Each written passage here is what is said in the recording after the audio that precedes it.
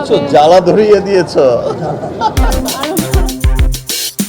ভাইরে, শাকিব খান কি কোনো অপরাধ করে ফেলেছেন? সম্প্রতি প্রিন্স সিনেমার প্রেস মিটে তাসনিয়া ফারিনের কাঁধে আর জ্যোতির্ময় কুণ্ডুর কোমরে হাত দিয়ে পোজ দিয়েছেন কিং খান। আর তাতে সোশ্যাল মিডিয়ায় তথাকথিত নীতি পুলিশরা শাকিবকে নিয়ে ট্রোল করা শুরু করে দিয়েছেন।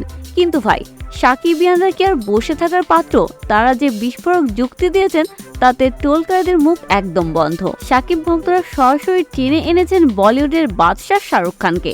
তাদের সোজা সাপটা কথা, শাহরুখ খান যদি নিজের বইয়ের সামনে অন্য নায়িকাদের জাপটে ধরে রোমান্স করতে পারে, চুমু দিতে পারে, তখন তো আপনারা তাকে রোমান্স কিং বলে তালি বাজান। তখন তো আপনাদের সংস্কৃতি নষ্ট হয় না।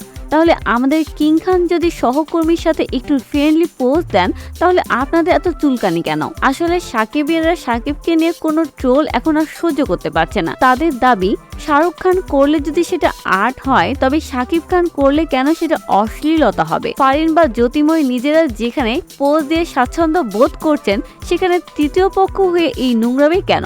শাকিব একজন গ্লোবাল স্টার, তার একটি আলাদা রাজকীয় স্টাইল থাকবেই। তো ভিউয়ার্স, শাকিবিয়ানদের এই শাহরুখ থিওরি কি আপনি সমর্থন করেন? শাহরুখ যদি ছাড় পান, তবে শাকিব কেন নয়? কমেন্টে আপনার মতামত জানাতে ভুলবেন না। আর বিনোদন জগতের সকল আপডেট নিউজ পেতে আমাদের চ্যানেল স্টার গল্প বাংলার পাশেই থাকুন।